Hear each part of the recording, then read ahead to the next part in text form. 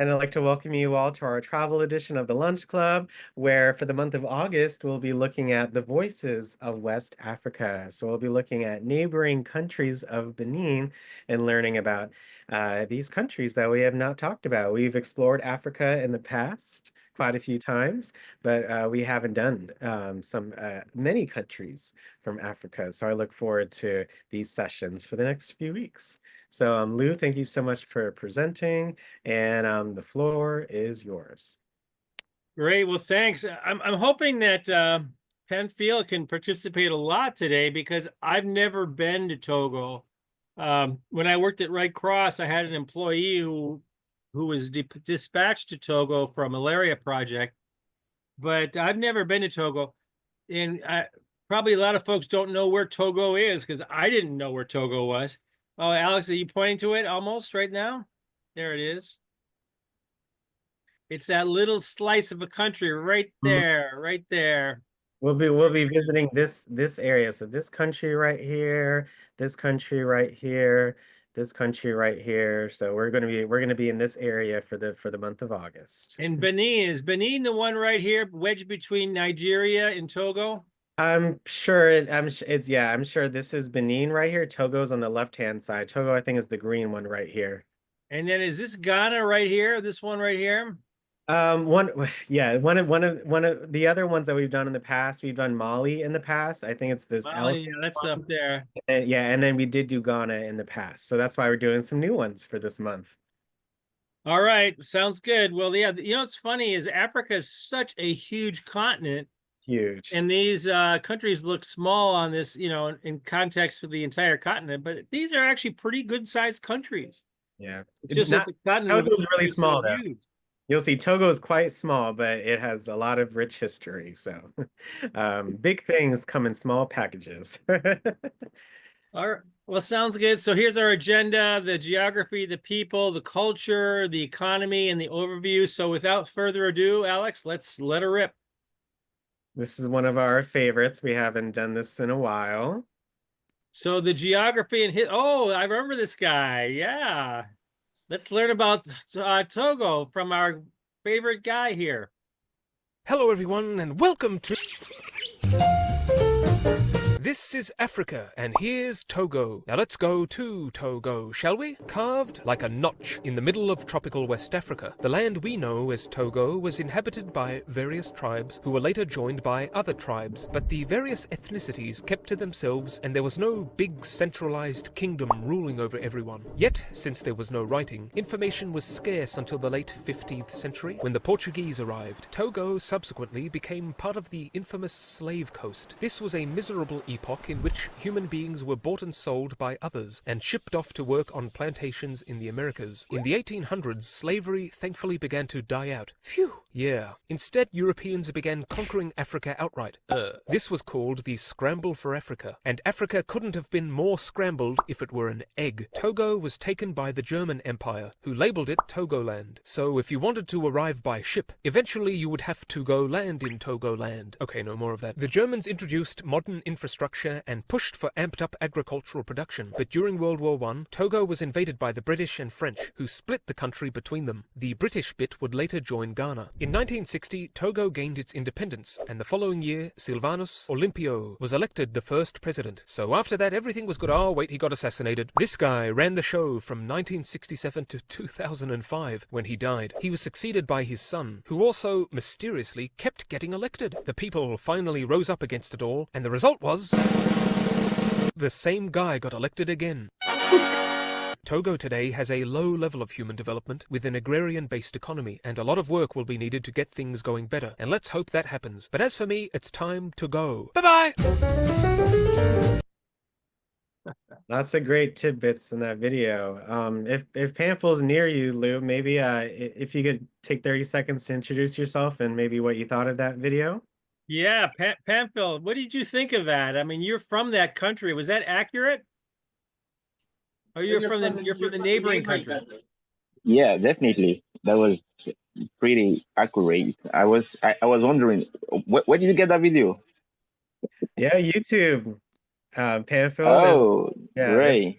Yeah, there's a lot of great videos. It was quite short, so of course there's more nuance than we may have seen, but I thought it did a good job of an overview and how. Yeah, definitely he did.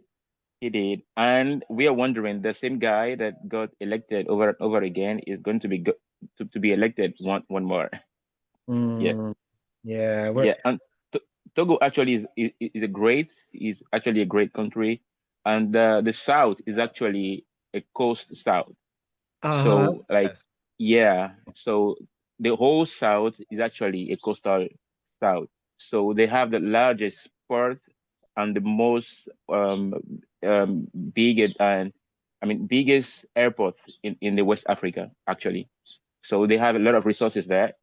Yeah, and their people actually speak almost the same language with my people. Like we speak Ewe, we speak Mina as well. So yeah, we are quite familiar to each Yeah, other. and French as Yeah, well too. So yeah, definitely. yeah, thank you so much for sharing, Pamphil. Thank You're you. welcome.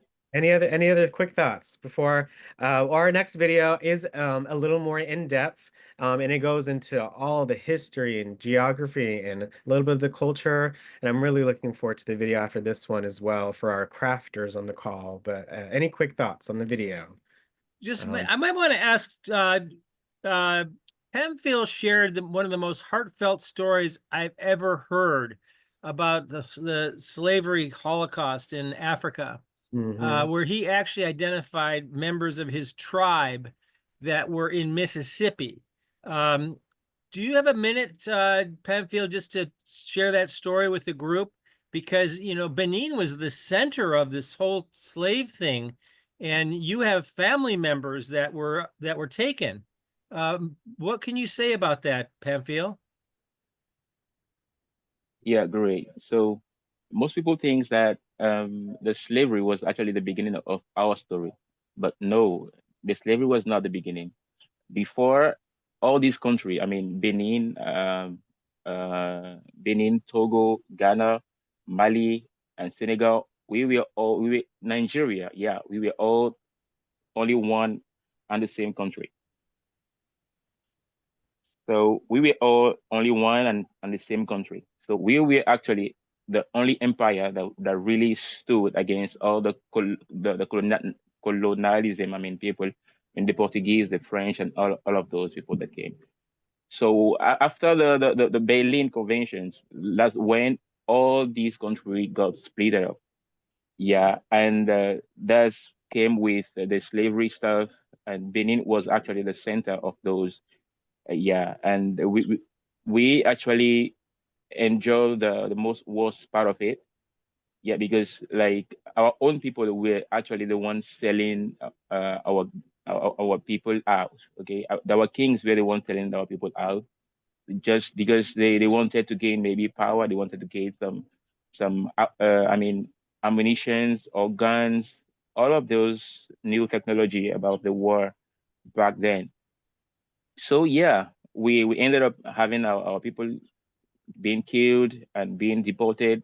Then the last time I came here, I was in Mississippi. I was privileged to go to the Black African Museum, and yeah, I was shocked by what I saw.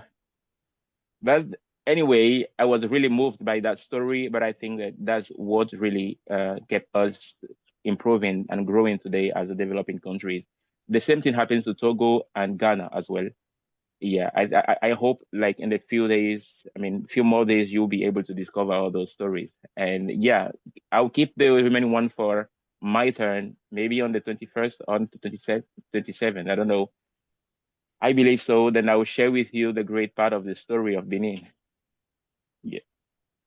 Thank you so much for sharing that with us, Pamphil. That's an amazing story. Thank you so much. All right. Well, again, we have this video right here. It goes into a bit more of the history and geography and culture of Togo. I hope you guys enjoying your lunch and enjoying the videos. Thank you so much. This country is home to one of the largest fetish markets in the world. The market sells various items used in traditional religious practices, including animal parts, herbs, and charms. Hello, welcome to Open Tierra. Today we are exploring Togo, a West African country known for its diverse culture, rich history, and vibrant landscapes. Join us and stay to learn more about Togo's geography, history, and culture. Togo is a small West African country located in the Gulf of Guinea. Yeah, just this size. Pretty small, but can't wait for you all to learn more. With an area of about 57,000 square kilometers, or 22,007 square miles, it borders Ghana to the west, Burkina Faso to the north, and Benin to the east. Togo has a diverse geography consisting of low plains, hills, plateaus, and lagoons along the southern coast. It can be divided into 4 main geographical regions. The low-lying plains stretch along the southern coast and are covered by lagoons and lakes, such as Lake Togo. North of the coastal plains are the rolling Ka-Peti Hills and the Akpaso Plateau, with an average elevation of 600 meters, or 1,968 feet. In the central part of Togo lies the Oti Plateau and Oti Valley. The Atakora Mountains in the northwest reach elevations over 900 meters, or 2,952 feet, and contain Togo's highest point, Mont Agu, at 986 meters, or 3,234 feet. The main river systems in Togo flow southward from the central mountains to the sea. The Mano River forms part of the border with Benin in the east. Lake Togo, which is a lagoon, stretches for over 40 kilometers or 24 miles along the coast and is an important feature for fishing and transport. Togo is home to over 8 million people from different ethnic, religious, and linguistic backgrounds. The origins and movements of various groups over the centuries have contributed to Togo's diverse population and cultures. The largest ethnic groups in Togo are the Ewe, Kabye, Tem, and others such as the Akpaso and Ana. The Ewe reside predominantly in the south and make up about 21% of the population. They arrived from Nigeria many centuries ago. The Kabye people live mainly in the northern and central areas of Togo and comprise about 23% of the population. Migrants introduced Islam to the Kabye in the 17th century. The Tem, who migrated from Ghana, represent about 6% of Togo's people and inhabit the central region. Many native religions originated in Togo, while Islam and Christianity arrived later with settlers, traders, and missionaries. Indigenous beliefs remain for some, while over half the people are now Christian and about 20% Muslim. People following traditional African religions make up most of the remainder. The south tends to be more Christian, while there are higher concentrations of Muslims in northern cities. French is the official language taught in schools and used in government, but indigenous languages dominate in homes and villages. Ewe and Kabye are the most common native languages in the south and north. The Tem speak Tem. Many also speak African trade languages like Hausa and some English and German. Togolese cuisine features flavorful dishes that blend elements from various cultures. Staple ingredients like corn, plantains, cassava, and yams are grown locally and incorporated into meals and side dishes. Let's explore some highlights of Togolese food. A popular dish called akume is made from corn dough mixed with wood ash. The paste can be eaten plain with vegetables or served with an oil-based sauce. It has a smooth texture and slightly salty taste from the ash. Fufu is a staple made by boiling and pounding a starchy ingredient like yams, plantains, or cassava into a thick, doughy paste. It soaks up the flavors of soups and stews and is eaten by hand using some of the sawa to mold a small ball which is dipped before eating. Ayimolu, this Togolese vegetable stew, contains ingredients like eggplant, spinach, okra, and tomatoes simmered in palm oil. Variations might have meat or fish added. It is typically served with a starch like fufu, rice, or akume to enjoy the rich, savory sauce. A popular maize or cassava-based side dish, jenkume is steamed in leaf wrappers, making it similar to tamales. Peanut sauce or spinach is sometimes added before wrapping this cornmeal cake. It makes a hearty, moist, and flavorful accompaniment to meals. Various kingdoms and ethnic groups have traded, settled, and battled for control of the region that is now Togo. Colonial powers and movements for independence have also impacted Togolese history over. These pictures are amazing. Yeah. time. The Ewe and Mina ethnic groups were likely the first inhabitants in the region. By the 15th century, several small kingdoms developed inland, while trading posts were established along the coast. European traders arrived by sea, exchanging goods for slaves and agricultural products. Eventually, the powerful kingdom of Dahomey conquered most of what is now Togo. In 1884, Togo became a protectorate of Germany, called Togoland. Germany instituted colonial infrastructure and expanded the export economy using forced labor. After World War I and Germany's defeat, Togoland was partitioned, the western portion to Alex, Britain and east did you to hear that France. comment French on Togoland saw some the Dahomey Kingdom? Alex, Yeah, Panfil. did you hear that comment on Dahomey Kingdom? Dahomey Kingdom with the ladies just passed now, right now. I mean, about 5 seconds ago. Mm-hmm. The, yeah, Dahomey actually was the name of Benin Kingdom. Dahomey was the name of my country, actually. So Oh, yeah, I would advise you to, I mean, next time maybe you should plan to next movie should be the Woman King. I don't know if they have watched it. If any of you have watched it before, the Woman Oh, King. yeah, I yeah. watched that. I Oh saw that. yeah. Well, sometimes when they talk with history, they can't use the actual footage because there wasn't any footage. So they had the credit. I saw it was from Black Panther. So they try to add these pictures, but the video wasn't there back then, so they have to have that filler. But I see. I didn't understand what you were saying, but I see what you were saying. It was just stock footage while they were speaking. Yeah, actually, that Woman King movie is actually the narrative of my story of the Mhm. story back then. Yeah. Anyway, you can continue for now. Thank you. No, that's great. Thank you. I know that movie. I'll definitely look into it. I appreciate that, Panfil. reforms but faced economic struggles during the Great Depression. Efforts to unite British and French Togoland began in the 1940s, along with calls for independence led by Sylvanus Olympio. He formed the Committee for Togolese Unity and gained election as Prime Minister when French Togo became self-governing. On April 27, 1960, the Unified Republic of Togo gained full independence with Olympio serving as its first president. Togo has a small open economy that relies heavily on trade and developing its key industries. Major exports drive economic growth, but many Togolese also engage in subsistence farming and fishing. Despite periods of instability, Togo aims to expand economic opportunities for its growing population. Its main industries include phosphate mining, agriculture processing, and cement production. Phosphate is the most valuable export, along with cotton, cocoa, and coffee. The major market is with countries in the European Union. While adequate infrastructure exists near the capital, improving transportation networks could facilitate exports and regional trade. About 65% of the 11 million residents are of working age. An estimated 36% are involved in the industrial and service sectors, demonstrating progress in job growth and productivity. However, unemployment remains relatively high at an estimated 16%. Many still work in the informal economy, especially in family-based agriculture and fishing. Togo has undertaken key economic reforms and development initiatives aimed at reducing poverty and improving lives. Yet political uncertainty, heavy debt burdens, and impacts from global downturns impede lasting progress.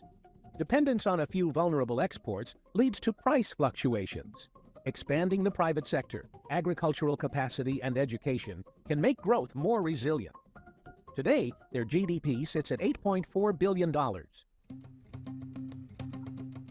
Togo has a rich and vibrant culture that has been shaped by its diverse ethnic groups. One integral part of Togolese culture is the traditional African religion of Voodoo. This ancient practice has influenced various aspects of life in Togo, including the famous fetish markets.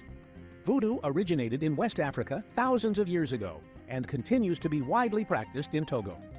It involves belief in a supreme creator along with lesser deities and spirits that can influence people's lives. Voodoo also incorporates the use of rituals and objects believed to have spiritual powers that communicate with the world of the spirits. In day-to-day life in Togo, Voodoo maintains a strong presence. Many people wear protective amulets and consult both traditional healers and Voodoo priests when illness strikes. It is common to see small voodoo shrines dotted around villages and cities. Voodoo also plays a role in festivals, rites of passage, and historic traditions linking Togolese culture to the past. One of Togo's most well-known fetish spots is the Akodasawa Market, located in Lome.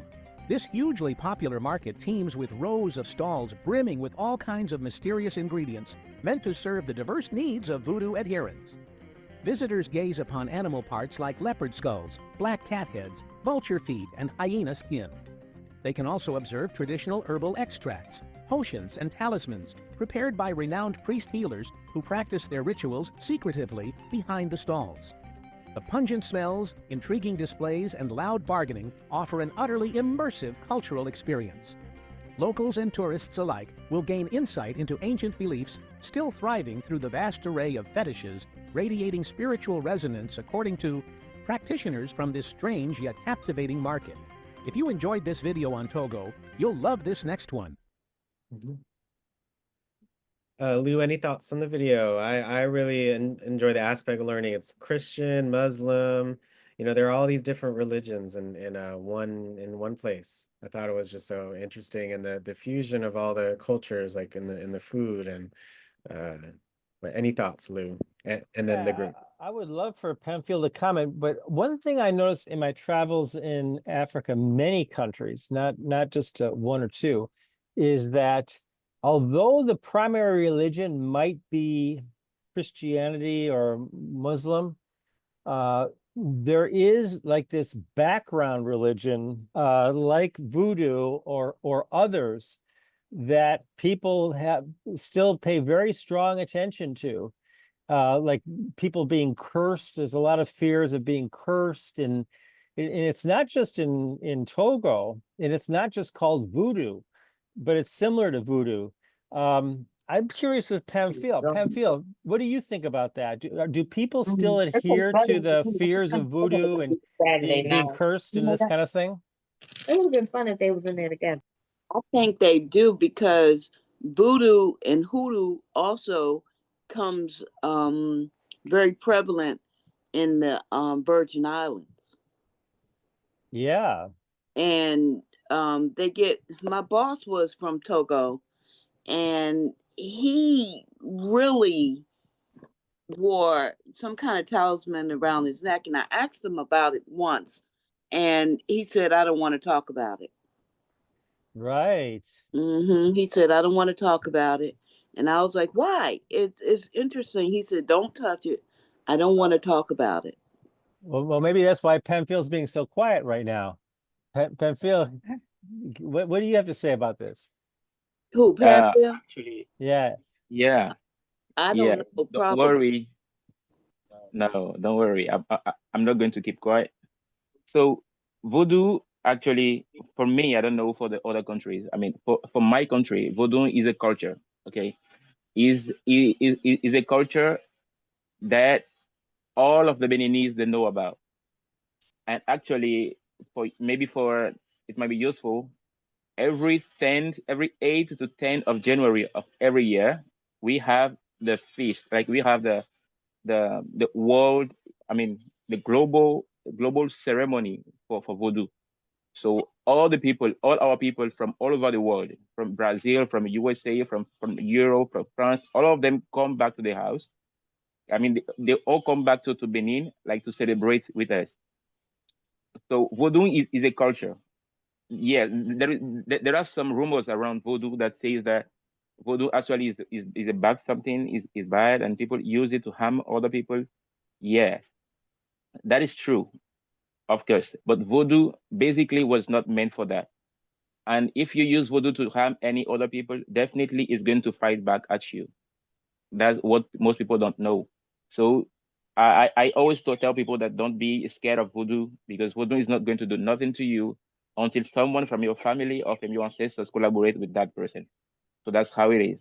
Yeah, we believe in the spirituality, and we also believe that nowadays no need to do a lot of sacrifices to be saved.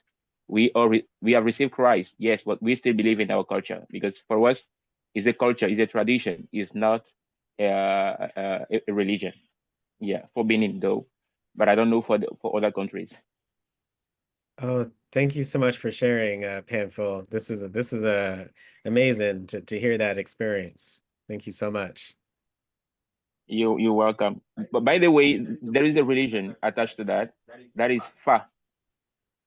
Fa. That's Fa. Maybe you can find about that. Mm-hmm. All right.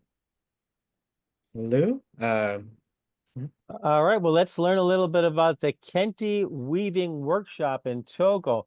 Kente, so wait a minute. Remember the show Roots years ago? Remember Yeah. Kunta Kente? I wonder if he was from Togo. mm. I'm gonna who's our researchers Oh, on this? wait, we have some more videos. So It sounds like we're gonna find out.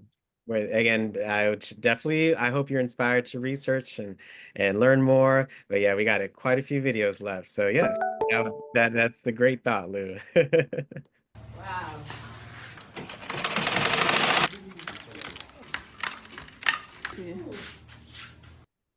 They dressed me like this. Oops. Wow.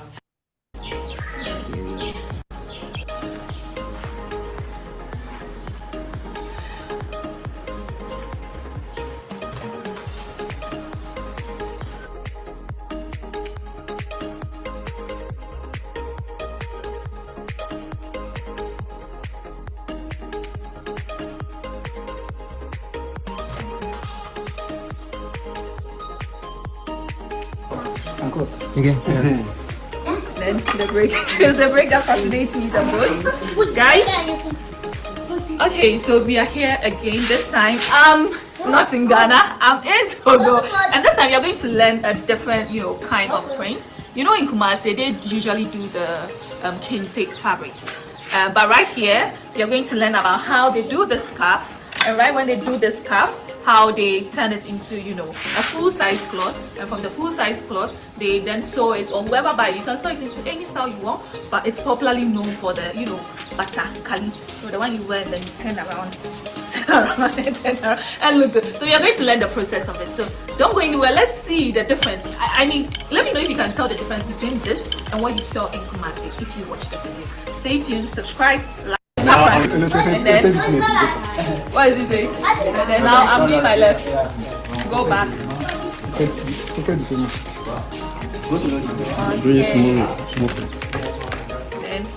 you see in Kumasi they did it fast, so I'm using that over here. Okay, but there goes me. Oh, nice. Okay, well. Oh, merci beaucoup. And then See, there's I go back, French. open again. Oh, so if I want more thread, I do. Oh, okay. I still have to make it short to make it easy. This really looks. French is spoken in a lot of the African countries and regions. Okay, we got to keep in mind if we need it or not. Okay, so now the left side open, then the right side open, then voila. Let's see. Thanks to Kumasi for giving me the experience. Now I'm You all see how she uses her foot for that both of her feet at the bottom. Isn't that amazing?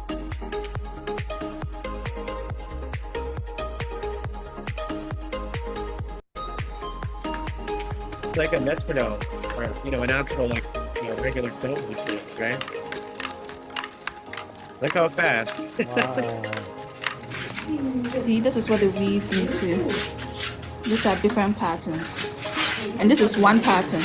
They're all made by hand. One pattern. These are different patterns. Absolutely beautiful. That's a lot of work. Blue, plain white.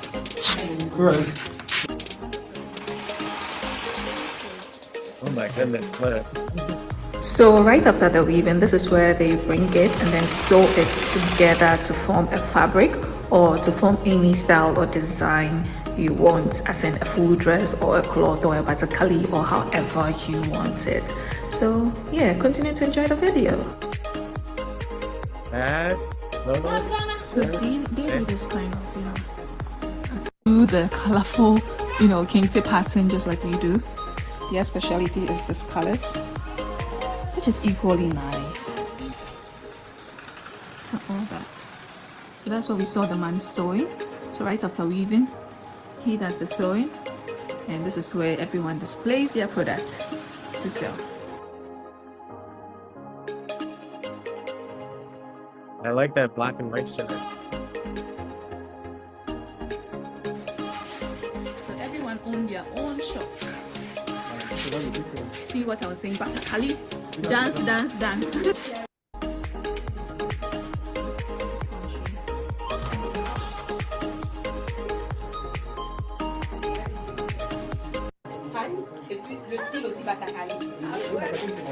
Okay. In action. How do you think? What do you think? What do you think?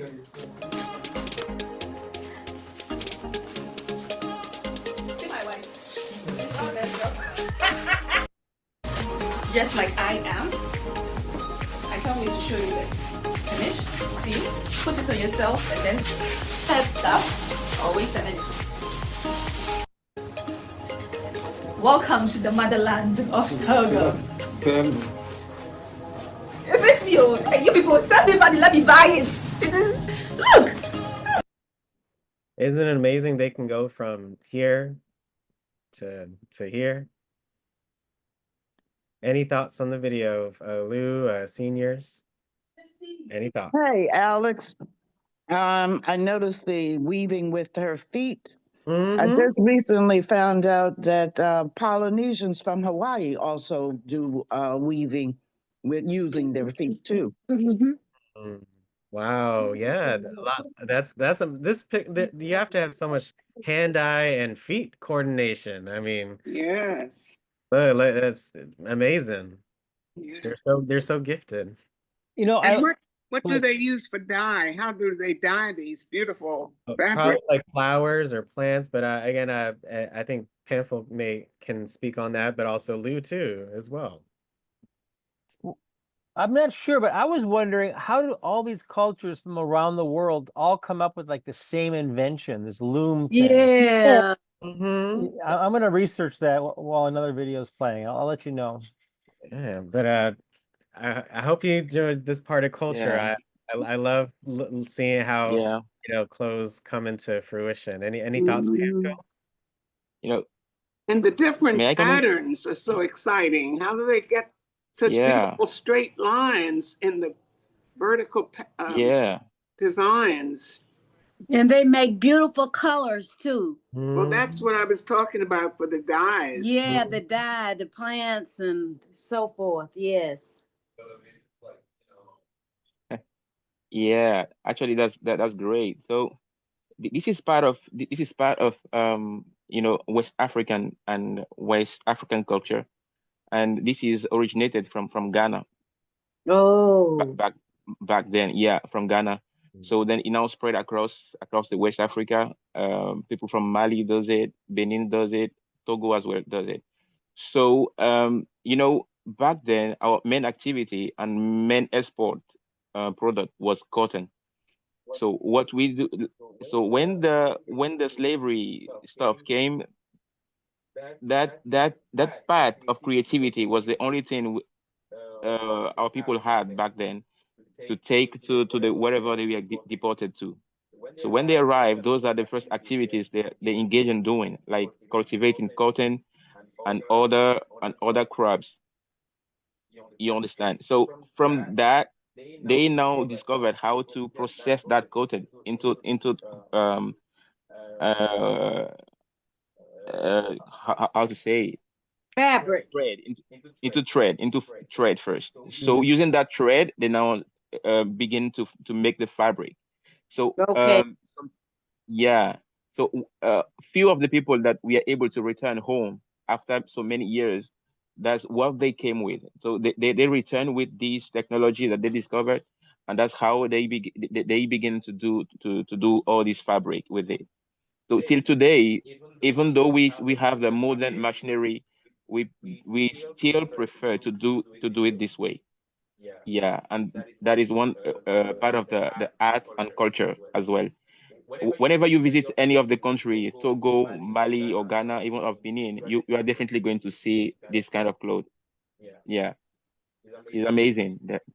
Definitely. Oh, thank you for sharing, Pamphlet. You're so you know, you're bringing us the images in our head and the pictures, and the knowledge is amazing. I appreciate you sharing all of this with us. And folks, I got an answer on the loom story. So this is really interesting. So new inventions come through what they call cultural diffusion or independent innovation. And they say that the loom was developed all over the world through independent invention, these not connected to others. It says this refers to the creation of a new idea or object within a culture without direct influence from other cultures. In the case of weaving and looms, different societies around the world likely arrived at similar solutions due to the common need for textiles and readily available materials. Mm-hmm. Came out of just human Yeah, just inside yourself, and just human knowledge and survival and creativity. I mean, humans are amazing people. I Yeah. mean, Yeah. we're so resourceful. Are Mm-hmm. different. The origination from definitely. Africa, from all civilization. Oh, Yeah, oh yeah, and that's why this Thursday we're watching that Mother Africa mini documentary. So I really look forward to that. Because yes, Africa is the hugest exporter in the world. You know, all humans came from or originated in Africa. So, you know, it definitely makes you think. From Washington, D.C. Thank you all so much for sharing. I hope you enjoyed that. I love that weaving video. I love creation and seeing what's going on. So here's more. I think we're doing economy. So here are some major natural resources in Togo. I hope you all learn a lot from this video.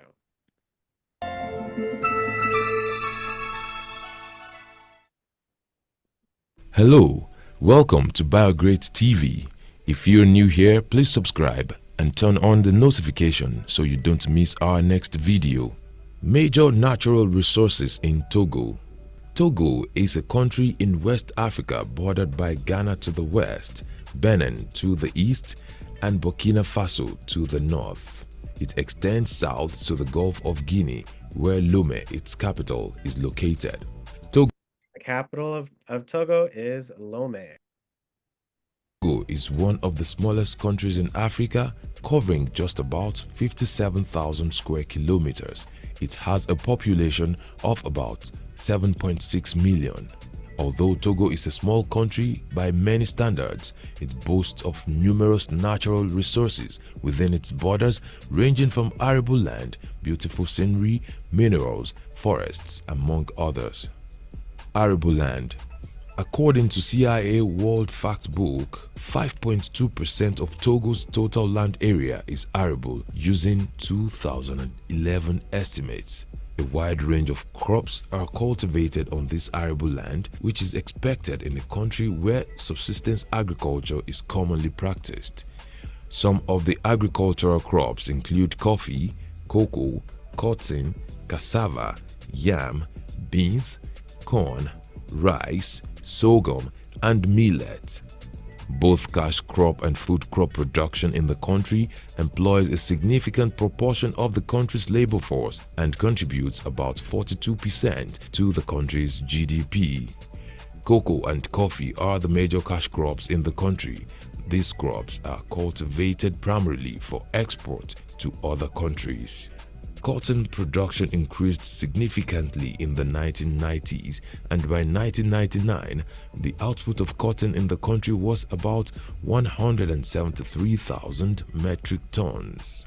Cotton industry employs about 230,000 people, usually small farmers who work on a cumulative total of about 163,420 hectares of land. In 2001, there was a decline in crop production in Togo and output fell to about 113,000 metric tons. However, the figures bounced back in the following year and production reached about 168,000 metric tons. Despite the fact that most parts of the country does not get sufficient rainfall, Togo has been able to achieve the commendable feat of self-food sufficiency. Majority of the farms in the country are managed by smallholders, and the average farm sizes are about 1 to 3 hectares. Besides agriculture, a number of minerals are also mined in Togo.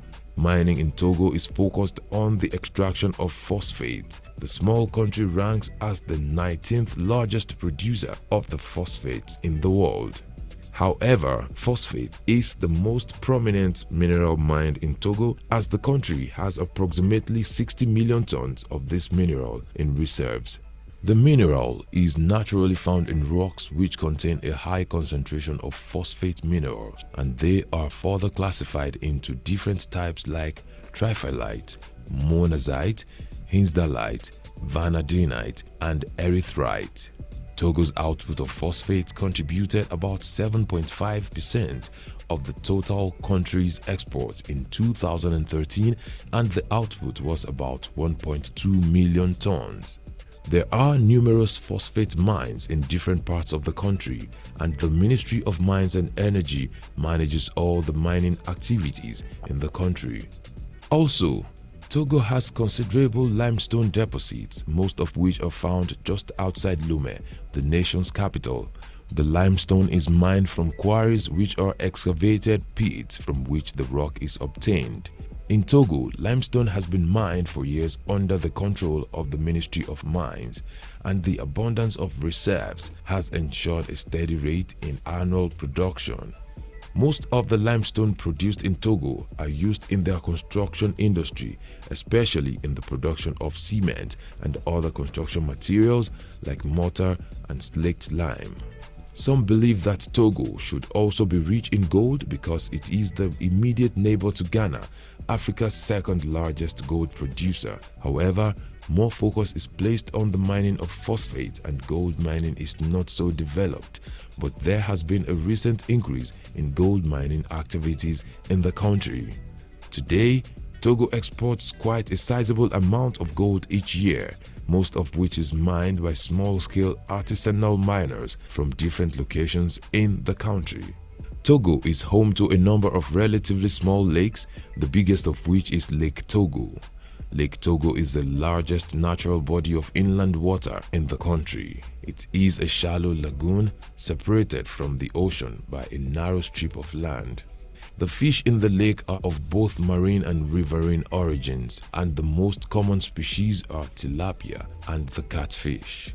Perhaps the many little lakes found in Togo informed the naming of the country as Togo, meaning House of Sea, in the Iwi language, which is one of the 2 national languages of the country.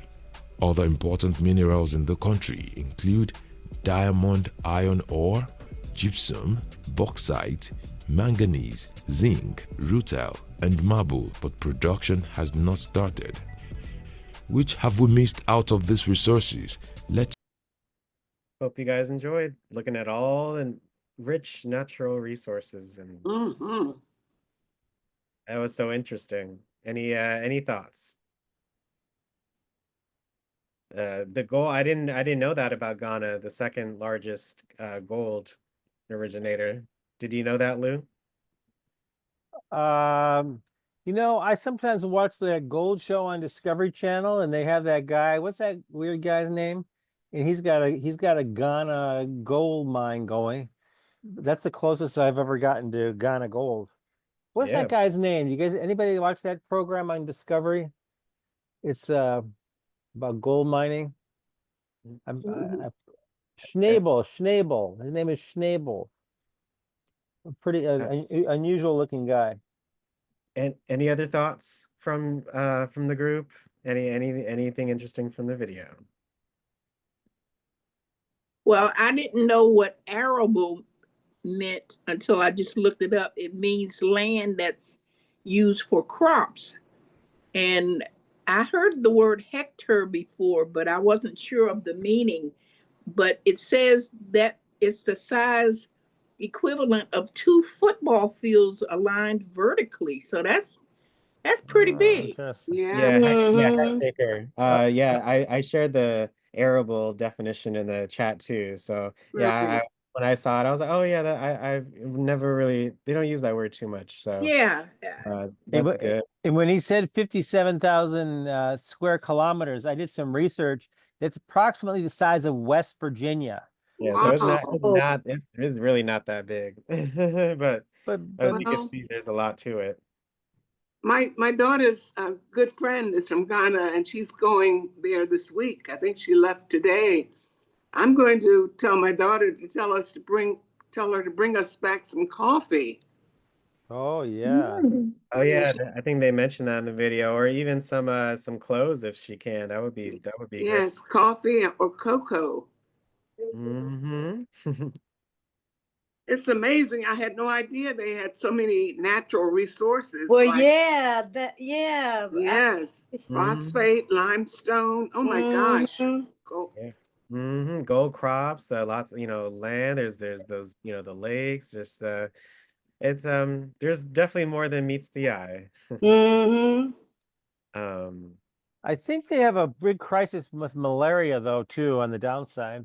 oh Oh, yeah, they do? yeah, we kind of looked at the kind of the things going forward in history, but now this is for politically right now there is kind of a lot going even today. Like this article is from July 4th, but even in the past few weeks, there's some political unrest in Togo, which is it's very sad. And we learned a little bit just now about the history of how that was when with the son and the father and such.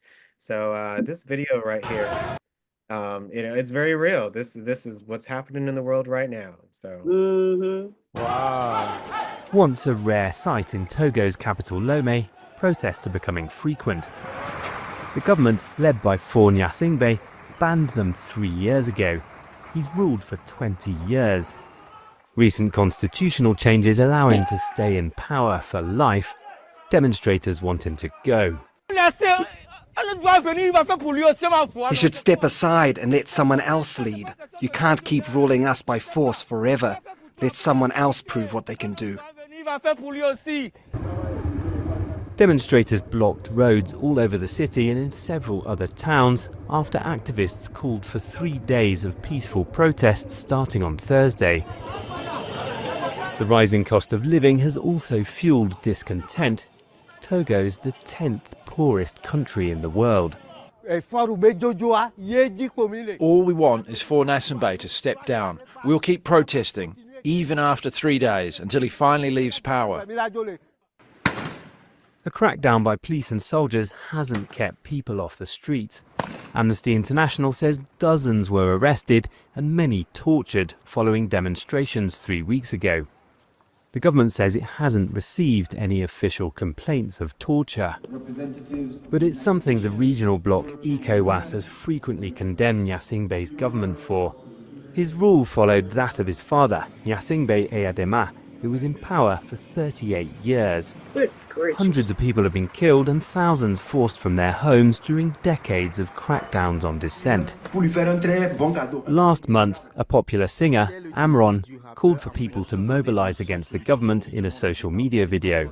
He was arrested the following day. After his release, 2 weeks later, he apologized to Gnassingbé and said he was seeking psychiatric treatment in hospital. That hasn't deterred the demonstrators. Faure, please set Togo free. This country doesn't belong to you or the Gnassingbé family. Just let go of the country.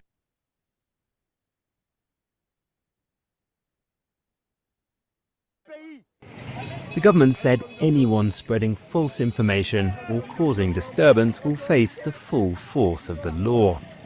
Activists have called for the protests to continue until Saturday. Malcolm Webb, Al Jazeera.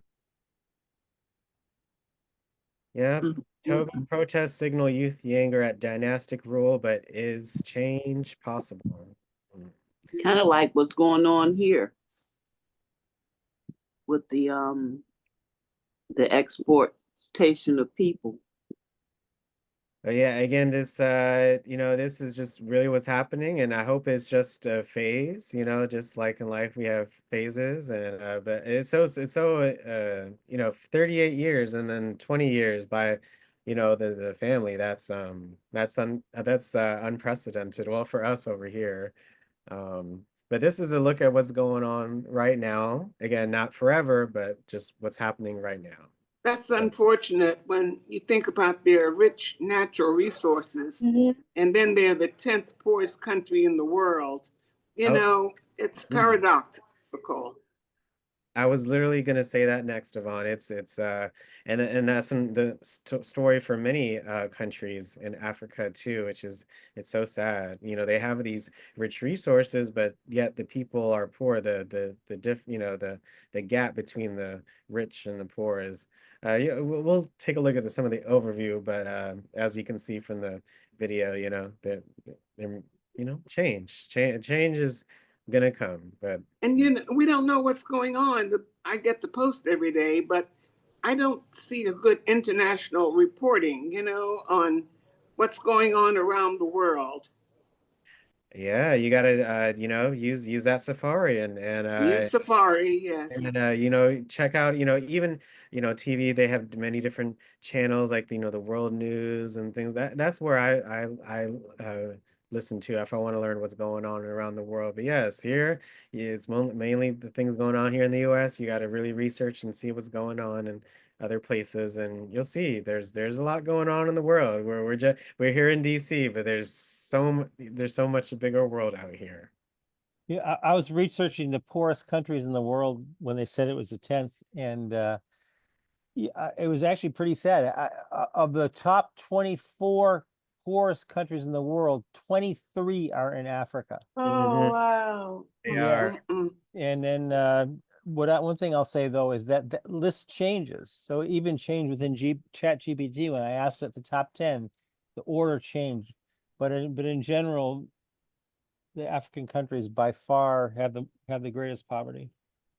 Yeah, Togo, here's just a summary. This is our overview, just going over some things.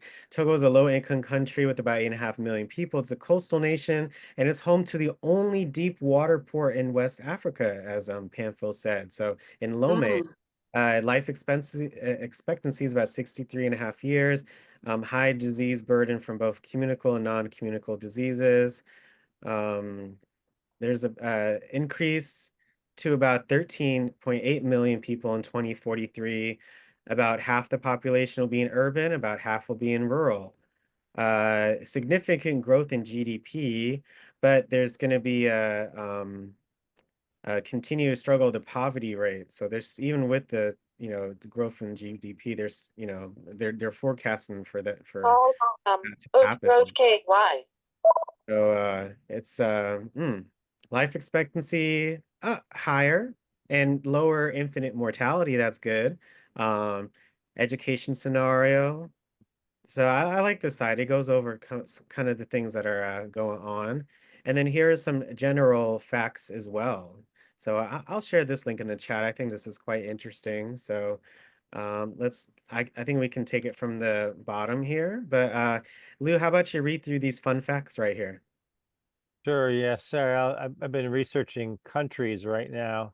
It looks like Benin is fairly well off, Pamphil. So it seems like the economy is quite a bit stronger in Benin, right? Yeah. But Togo somehow got a little bit left behind. Okay, so 10 fun facts. Here we go. Togo is only 70 miles wide.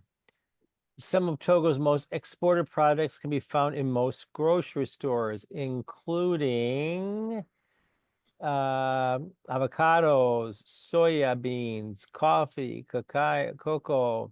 Amazing. Yeah, this is a UK website, so yeah. The biggest seizure of that's sad. The biggest seizure of ivory took place in Lomé. 4 tons of elephant tusks were discovered. The tusks had been taken from 800 poached elephants. Oh, that's so sad. Yeah. Wow. Football, I guess that must be soccer, is the most popular sport in Togo, with a national football team qualifying for the FIFA World Cup in 2006 for the first time. Wow. The slave trade was abolished in Togo during the 19th century. 1800s. Yep. Cotton is Togo's most important profitable export. Togo has a high infant mortality rate with 100 in 1,000 children dying before. Oh my gosh, that's 1 in 10 dying before the 5th birthday. Wow. This is due to poor roads, lack of fresh water supply, and poor access to medicine. Well, that's really sad. Pamphile, did you see that in Benin, like small children dying because they couldn't get, do you find that in Benin as well? Like a high death rate for children? You don't see that in Benin? Okay. And then the lion is a national animal in Togo. Togo has 3 national parks, 84 forest reserves to protect the flora and fauna. And finally, Togo, it's important to show respect for elders. Oh, that's good. I'm going to hold that on you, Pamphile. If somehow someone older is carrying heavy objects, it's considered to be a sign of respect to carry the objects for them. Is that true in Benin also, Pamphile? That people help elderly people? Yeah, definitely. They do. I think we could use a little bit of that in our country. We can use a whole lot of that in our country. Here's some more food. So a groundnut soup made from peanuts, ground into a paste. Brochette, skewers are red meat like mutton, beef, or goat with onions and chili powder on hot coals. That sounds really good. Jaboma desi, a stew with chicken, onions, carrot, celery, spices, tomato, and spinach. Wow, we can make that here now. Akara, a savory donut that's made from cow peas that are cooked and mashed into a paste. How interesting. And here's some phrases. So there are 44 languages spoken in Togo, being the official being French, national languages being Ewe and Kabi, as they said. The name Togo comes from the Iwe language meanings behind the river. Yeah, Lake Interesting. Togo. So here's some phrases. So Woye za is how you say hello in Ewe. Metso, that's the easy. I am from Metso, United States. So those are some fun facts. And I real quick, I just looked it up. We haven't done it in a while, but it's about if you wanted a flight to Lome, it's about 1,200, 1,500 bucks. It's a long flight though, about 20 hours, about 15 hours. Yeah, but it's about 1,200 bucks for round trip to go to Togo if you'd like. It's LFW. I'm assuming Lome something airport. But wow. yeah, so this one there's a stop in Brussels, Accra, and oh yeah, LFW. Oh, Ganasing Bay, the name of that the president, Ayadame International Airport. So this one's only two stops, right? Or this one's 2 stops.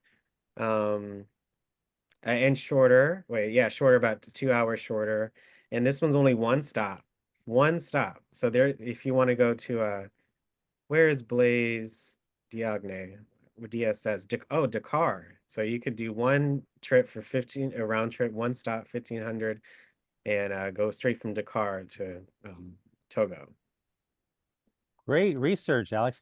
I just want to make a real quick comment about this measuring poverty. I'm going to Detroit this weekend, very likely, because my godmother died. And I was researching hotels. I told this to Alex yesterday. I mean, the cheapest hotel I could find on the way is like $150. When we were in Tanzania, I stayed at nice hotels for $7 a night, $7. So, if you're measuring cost of poverty by how much money people make, you also have to consider the cost of living. I mean, it's 20 times less expensive in Tanzania than it is in the United States. Let me ask Pamphile. Pamphile, how much is a hotel cost in Benin for a night? Halfway decent place, not expensive place, average place. Oh, okay. Like for about 3 to 4-star hotel. Yeah. You should be around $30 to $40. Oh, really? That much? Look here, y'all. Here's the prices in Togo for this hotel in Lome. I see $93 a night, $100 a night, $92 a night. But this is a nice place. We call that Mzungu price. The only people who buy hotels off those websites are foreigners, and the price is jacked up. like 5 times. If a local went to that hotel, they'd pay about $20. Yeah. Yeah, but again, we're just doing a street view here. Wow. This is our last. I hope you all have enjoyed today and all the different videos and information. This is PIA Togo. So this picture was in January 2025. So if I make this bigger right here, where are we at? That's Lomé part. I mean, Uh-huh. yeah. Wow. Zoom out. Yeah, so it's Lomé right here. It's so cool what you can do with Google Maps. You can see all Isn't these that different amazing? It's so amazing. So yeah. amazing. Yeah. Again, this is the map. This is Togo right here. There's Ghana, there's Benin. We'll be doing Burkina Faso. We'll be doing Niger in our sessions. So look, Oh wow, look at that. again, I'm just hitting random. Not every place has a street view, but I mean, look at this. Yeah. What is this? Wow, look at the name of this. What does this mean, Panfil? Void de contournement de la, what does that mean? I can see it. Oh, I Let me said try to zoom it. at the bottom left. He's on his phone. No, this is just voie de contournement, like Say that again, Panfil. voie de contournement is a street that allows you to avoid. Is a second street that allows you to avoid the traffic on the other one. So you take that street to get faster to where you're going than using the normal street. Oh, okay. Because wow. Yeah, Thank you for translating that. it's in French. It's in French, so you should just maybe copy and paste, like, to understand. Oh yeah, that's good too. We'll to do just a few more. Again, this is all over. So I mean, we could go to the Capitol and check some of those out. Like I just double clicked Hotel Oasis. Yeah. Oh wow. And they have some nice waterfalls. Yeah, there. So Oh look, tourist attraction Cascade de Wome. yeah. Oh wow, let's look at some pictures, photos. That's gorgeous. Oh look, someone uploaded a video. Oh wow. Yeah, it is. And when you get there, you have some women that give you nice massage using the natural resources. Yeah. I don't think you're supposed to talk about that on this call. Oh no. No, I mean, okay. No, all right. Look at this one. This one's called Willie Agumata Waterfalls. Check this out, you guys. 2-day private tour. What's one? Day visit. Oh wow, tours and activities. Look at it. Look at these beautiful pictures. Oh, more videos. This is another part. Look at that. Yeah. Wouldn't it be nice to just be right there and just take it all in? Tallest waterfalls in West Africa, Willie Agumatsa Waterfalls. Great. So, Lou, thank you so much for hosting today. Any final thoughts from you for the session? What did you think? Did you learn a lot? Were you excited? Yeah, no, I learned so much. And sorry. Gotta fix my audio. No, a lot of echo here. Yeah, it was great. Great job. I love having Pamphila giving us the authentic narrative. That's incredible. And Alex, as always, great job creating the whole presentation. Let's all say thank you to Lou and Panfil for hosting today's session, and we'll see. Thank you, Lou and Panfil for hosting Thank you today. both. Thank you. Thanks, everyone. Joining us today, everyone. Thank you, everyone. Enjoyed it. Thanks, Enjoyed it. Panfil, thank you. You all did amazing at hosting. Thank you so much. This was Thanks, great. I hope Thank you you, all Alex. enjoyed. Next week. It's hard for me to do.